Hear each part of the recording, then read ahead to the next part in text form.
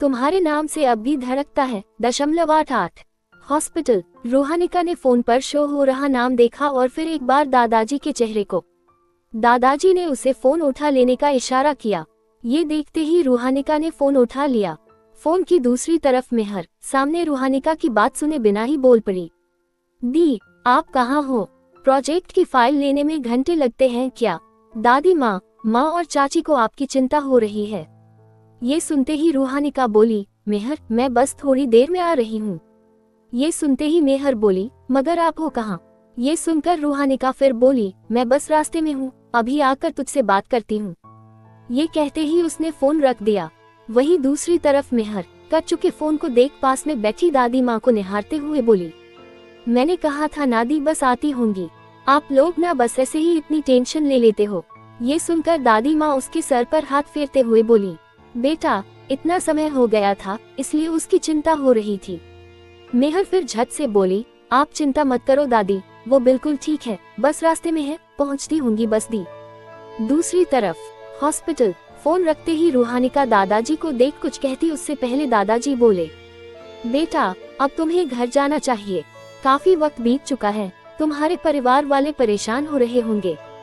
ये सुनकर रूहानिका ने परेशान होते हुए कहा, जी मगर सर। तभी दादाजी बोले, मैं बिल्कुल ठीक हूँ, तुम मेरी चिंता मत करो, अब काफी रात बीत चुकी है, मेरा ड्राइवर तुम्हें घर से ही सलामत छोड़ देगा। ये सुनकर अब रूहानिका ने आगे कुछ नहीं कहा। वो धीरे से बोली, ठीक है सर, मैं चलती हूँ, आप प्लीज अपना और सर का ख्याल रखिएगा। ये सुनते ही दादाजी ने भी सिर हिला दिया। वो उसे देख बोले, मैं अपने ड्राइवर को बुला लेता हूँ। ये कहते हुए उन्होंने फोन निकाला और किसी को फोन मिलाने लगे। दूसरी तरफ फ्लैशबैक। रिया का घर। कोमल की बात सुन नरेश हल्के गुस्से के साथ बोले, कोमल ये क्या बकवास कर रही हो? वो सारे पैसे भैया के हैं जो रिया की शादी और पढ़ाई के लिए हैं। और रही बात घर की जमीन की, तो जिस हिस्से को बेचने का तुम सोच रही हो वो भी भैया का है। वो सब रिया के लिए भाई साहब छोड़कर गए हैं, समझी?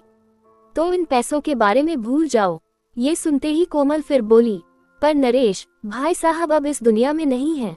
और रही बात रिया की, तो रिया की चिंता आप मत करिए, हम रिया की शादी मेरे चचेरे भाई अभिषेक से करवा देते हैं।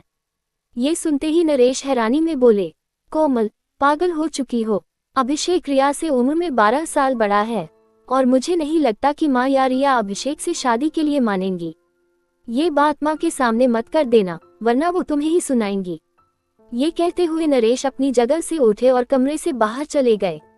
वहीं उनके जाते ही कोमल मन में बोली, आप चिंता मत करिए जी, सब मान जाएंगे, आप बस हमारी सिंपी का सोचिए, बाकी सब मैं कर लूंगी। अब तो उस बुढ़िया को और साथ साथ उसके मनहूस को भी मेरी बात माननी होगी, शादी होगी वो भी मेरे भाई से रिया की। ये कहते हुए कोमल मन ही मन मुस्कुराने लगी। वही रिया तैयार होकर अपने कमरे से निकल ही रही थी कि तभी उसके कमरे में दादी माँ आई। वो रिया को देख बोली, रिया बेटा पता नहीं मेरे कमरे में पानी नहीं आ रहा। ये सुनकर रिया बोली, क्या पानी नहीं आ रहा? तभी दादी बोली, हाँ ना, पता नहीं क्यों। तभी रिया बोली, दादी हो सकता है नल खराब हो गया हो, आप चिंता मत करिए, मैं आज ही प्लम्बर को बुला लेती हूँ उसे ठीक करवाने के लिए, तब तक आप मेरा बाथरूम यूज कर लीजिए। ये सुनकर दादी माँ ने सिर हिला दिया और वो बाथरूम की तरफ बढ़ गई। वहीं उनके जाते ही रिया अपना फोन लेकर कमरे से बाहर निकल गई। कुछ देर बाद रिया नीचे डाइनिंग टेबल पर बैठी नाश्ता कर रही थी कि तभी उसके कानों में कोमल की तेज चिल्लाने की आवाज आई, माँ जी। ये सुनते ही वही सोफे पर बैठे नरेश और रिया भागते हुए उस तरफ बढ़े जहाँ से कोमल की आवाज आई थी। कुछ ही देर में वो सब रिया के कमरे में थे। वहां पहुंचते ही कोमल बाथरूम से भागते हुए आए और नरेश को पकड़ रोते हुए बोली, सुनिए जी, देखिए ना माँ जी को क्या हुआ है, वो जमीन पर बेहोश पड़ी हैं। ये सुनकर नरेश और रिया दोनों की आंखें बड़ी हो गईं। वो दोनों भागते हुए बाथरूम की तरफ बढ़े। वहां पहुंचते ही रिया की नजरें फर्श पर बेहोश पड़ी दादी माँ पर गईं। वो उन्हें देख चीखी, दादी माँ। वहीं नरेश भी भागते हुए अंदर गए। अंदर जाते ही उन्होंने दादी माँ को उठाया और कोमल की तरफ देख बोले, कोमल जल्दी एम्बुलेंस को फोन लगाओ, जल्दी करो। ये सुनते ही कोमल ने भी घबराते हुए अपने फोन पर एम्बुलेंस का नंबर डायल कर दिया। कुछ समय बाद एक वार्ड के बाहर नरेश और कोमल परेशान वहीं पास में रखी बेंच पर बैठे थे। वही रिया घबराई हुई आंखों में आंसू लिए वार्ड के ठीक सामने चक्कर काट रही थी। कुछ ही देर में डॉक्टर वार्ड से बाहर निकले। उन्हें देखते ही नरेश और कोमल अपनी जगह से उठ खड़े हुए। रिया डॉक्टर की तरफ देख बोली, क्या हुआ सर, कैसी है दादी माँ? ये सुनते ही डॉक्टर बोले, देखिए उन्हें इलेक्ट्रिक शॉक लगा था। ये सुनते ही सबके चेहरे पर हैरानी आ गई। नरेश हैरानी में बोले, इलेक्ट्रिक शॉक, मगर कैसे? तभी डॉक्टर बोले, देखिए उन्हें काफी बड़ा झटका लगा है, इसलिए कहना मुश्किल है कि वो बचेंगी या नहीं। उनकी सांसें धीमी हैं, मगर हम कोशिश कर रहे हैं। तब तक आप प्लीज ये कुछ दवाइयाँ ले आइए और साथ में कुछ फॉर्मेलिटी भी बची है, उन्हें भी रिसेप्शन पर जाकर पूरा कर दीजिए। ये कहते हुए डॉक्टर ने वो फाइल रिया की तरफ बढ़ा दी। फाइल पकड़ते ही रिया ने सिर हिला दिया। डॉक्टर वापस अंदर वार्ड में चले गए। उनके जाते ही रिया जैसे मुड़ी, वैसे ही कोमल ने एक जोरदार थप्पड़ उसके गाल पर जड़ दिया। वो थप्पड़ इतना तेज था कि रिया का चेहरा एक तरफ झुक गया। वो हैरानी में गाल पर हाथ रखे सामने देखने लगी, जहां कोमल खड़ी थी। कोमल रिया को देख गुस्से में बोली, ये सब तेरी वजह से हुआ है। ये सुनकर नरेश हैरानी में कोमल की तरफ गुस्से में देख बोले, कोमल ये सब क्या है और क्या कह रही हो तुम? तभी कोमल बोली, सही कह रही हूँ जी मैं, ये सब इसी मनहूस की वजह से हुआ है। माँ जी इसके ही कमरे में नहाने गई थी। ये सुनकर रिया आंसू भरी आंखों से बोली, मगर चाची मुझे नहीं पता दादी माँ को कट कैसे लगा। ये सुनकर कोमल गुस्से में चिल्लाए, पता भी कैसे होगा, आखिर ये सब तेरी ही वजह से हुआ है। रिया फिर बोली, ये क्या कह रही है आप? नरेश भी बीच में बोले, हाँ कोमल क्या बकवास कर रही हो तुम? तभी कोमल बोल पड़ी, आप कुछ मत कहिए, मैं जानती हूँ सारी गलती इसी मनहूस की है। इसी की वजह से माँ जी आज जिंदगी और मौत के बीच झूल रही हैं। पहले तो ये अपने माँ बाप को निगल गई और आज माँ जी भी। ये सुनते ही नरेश थोड़ी तेज आवाज में चिल्लाए, बस करो कोमल, और कितना जहर उगलोगी। उन्होंने इतना कहा ही था कि तभी रिया आंसू भरी आंखों से वहां से चली गई। उसके जाते ही कोमल की मुस्कान मंद मंद और बड़ी हो गई। वो खुश होते हुए मन में बोली, पहली चाल तो चल दी, अब अगर इस बुढ़िया का खेल भी यही खत्म हो जाए तो आगे का काम और भी आसान हो जाएगा। ये कहते हुए उसके दिमाग में वो प्लान घूमने लगा। जब उसने बाथरूम में लगे गीजर को चालू कर उसमें से एक छोटा तार काटकर वहीं लटका दिया था, ताकि जब दादी माँ नहाने जाएं, तब उनका हाथ सीधे वहां पड़े और उन्हें कट लग जाए। फ्लैशबैक समाप्त। हॉस्पिटल। रिया का हाथ मोड़ कोमल फिर बोली, मैं जानती हूँ कि ये सब इसी की वजह से हुआ है। उन्होंने इतना कह फिर दोबारा रिया पर हाथ उठाने के लिए जैसे ही अपना हाथ आगे बढ़ाया ही था कि तभी बीच में ही कोमल का हाथ किसी ने मजबूती से पकड़ लिया। दूसरी तरफ ऑस्ट्रेलिया क्लब। अजित के कानों में एक आवाज गूंजी, मिस्टर मल्होत्रा सर रुकिए। अजित ने जैसे ही ये सुना वैसे ही झटके से पीछे मुड़ा। उसकी नजरें ठीक सामने खड़े गौरव पर गईं, जो एक आदमी के पीछे चलता हुआ आगे बढ़ रहा था। गौरव को सामने देख अजित की आंखें हैरानी में फैल गईं। वो हैरानी में बोला, ये तो गौरव है, उस रियांश का असिस्टेंट। इसका मतलब रियांश यहाँ आ चुका है ऑस्ट्रेलिया में। ये कहते ही उसकी आंखें और बड़ी हो गईं। उसकी नजर सामने बढ़ रहे व्योम पर नहीं गई थी। वही व्योम और गौरव वहां से निकल चुके थे। उनके जाते ही अजित भी जल्दी से वहां से निकल गया। वहां से निकलते हुए उसने अपने फोन से एक आदमी को पहले ही मैसेज भेज दिया था विलियम का पता लगाने के लिए, और वो क्लब से निकल अपनी गाड़ी में बैठते हुए खुद से बोला, मुझे आज ही सर से बात करनी होगी और उन्हें बताना होगा कि रियांश यहाँ है ऑस्ट्रेलिया में। क्या होगा आगे, क्या किसने रोका है कोमल को, वही क्या करेगा आगे। अजित दूसरी तरफ कब आएगा रियांश को होश आगे जाने के लिए। पढ़िए, तुम्हारे नाम से अब भी धड़कता है। लेखिका शिवांगी। तुम्हारे नाम से अब भी धड़कता है 0.89। घर। रूहानिका घर के बाहर पहुंची और उसकी आंखें अभी भी बुझी सी थी। वहां पहुंचते ही उसने सामने लगी बेल बजाई। आवाज सुन दादी माँ ने मेहर को दरवाजा खोलने को कहा। मेहर ने जल्दी से जाकर दरवाजा खोल दिया। उसकी नजर सामने खड़ी रूहानिका पर गई। उसे देखते ही अचानक वो बोली, दी ये आपके कपड़ों पर खून कैसा लगा है? ये सुनते ही रूहानिका की आंखें बड़ी हो गईं। वह हैरानी में खुद को सर झुकाए देखने लगी। रूहानिका की कुर्ती के बाजू पर खून के धब्बे थे। दाग देखकर रूहानिका ने अपनी आंखें भींच लीं। वह मेहर को देख लड़खड़ाते हुए बोली, वो ये तो बस उसने इतना ही कहा था कि तभी उन दोनों के कानों में पीछे से खुशी जी की आवाज पड़ी, अरे यहाँ क्या कर रहे हो तुम दोनों? और रूहानिका, क्या कर रही है बेटा? जल्दी कर, खाना बन गया है। खाना नहीं है क्या? सामने खुशी जी को देख रूहानिका ने तुरंत अपने कंधे पर दुपट्टा डाल लिया।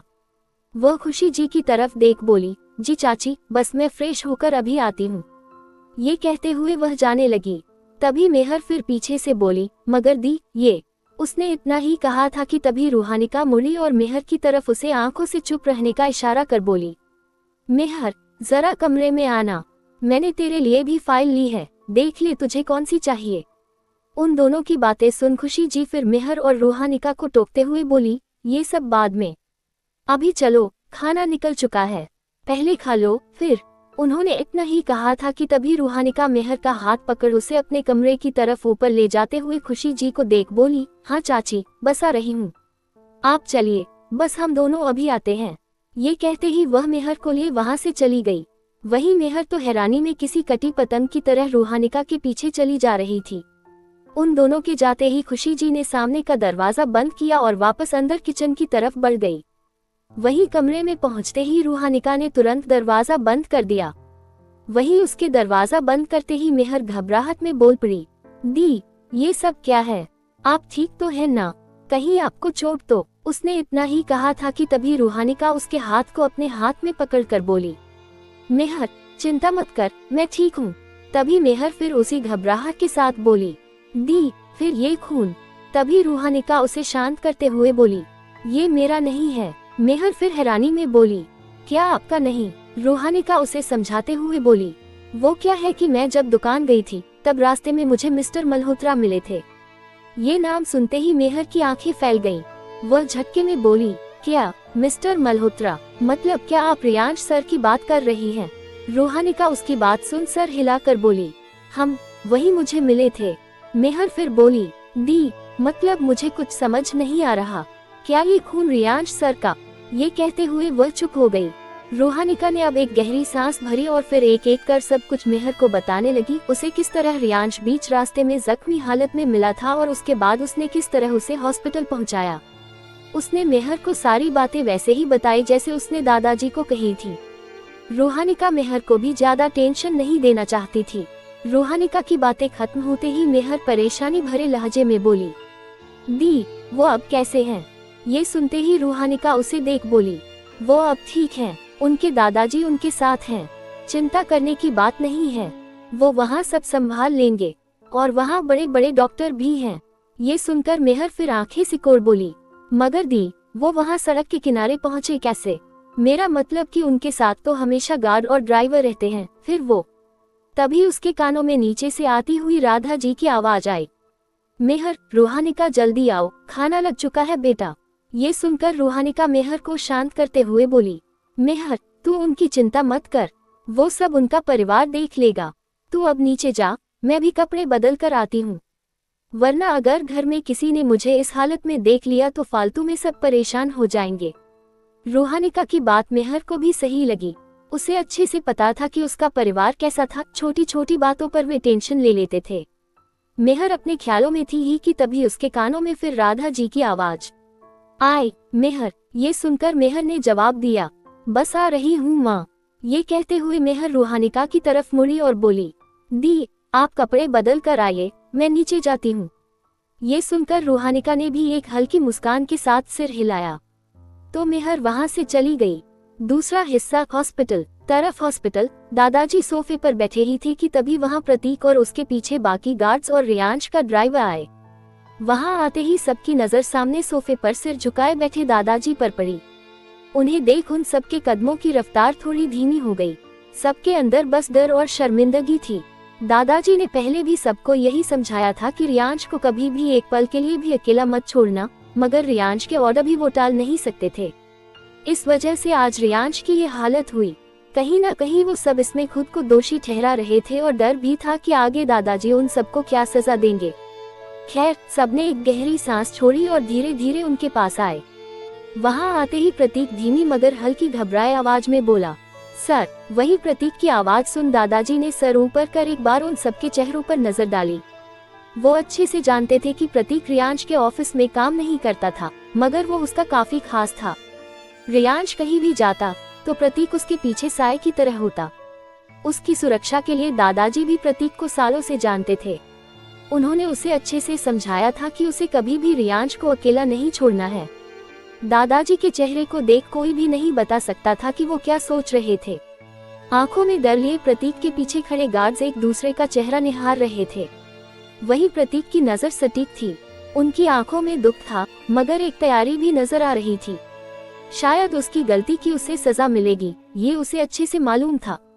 इसलिए दादाजी उसी शांत और सख्ती भरे लहजे में बोले, तुम सब यहीं रुको, मुझे प्रतीक से अकेले में कुछ जरूरी बात करनी है।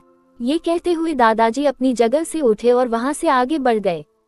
वही उनका ऑर्डर सुन सारे गार्ड सीधे खड़े रहे और प्रतीक दादाजी के पीछे चला गया। वही हॉस्पिटल, रिया पर हाथ उठाने के लिए जैसे ही कोमल ने अपना हाथ आगे बढ़ाया ही था कि तभी बीच में ही उसका हाथ किसी ने मजबूती से पकड़ लिया। कोमल का उठता हाथ देख रिया ने डर में अपनी आंखें कसकर भींच ली। वही कोमल की नजरें हैरान हो गईं। वो एकटक सामने उसके हाथ को देखने लगी। रिया को जब कुछ भी महसूस नहीं हुआ, तब उसने अपनी पलकें खोली। उसकी नजर भी सामने हाथ पर गई और उस पर नजर जाते ही उसने सर उस हाथ पकड़ने वाले शख्स की तरफ घुमाया। वहां कोई और नहीं, वंशलाल आंखों के साथ गुस्सा लिए कोमल और उसे देख रहा था। वही कोमल ने भी सामने देखा। सामने एक आदमी को खड़ा देख कोमल गुस्से में बोली, कौन हो तुम और तुम्हारी जुर्रत भी कैसे हुई मेरा हाथ पकड़ने की? ये कहते ही उसने वंश का हाथ दूर झटक दिया और दोबारा रिया को मारने के लिए हाथ उसकी तरफ बढ़ाया। मगर इस बार फिर काफी मजबूती से वंश ने कोमल का हाथ पकड़ लिया।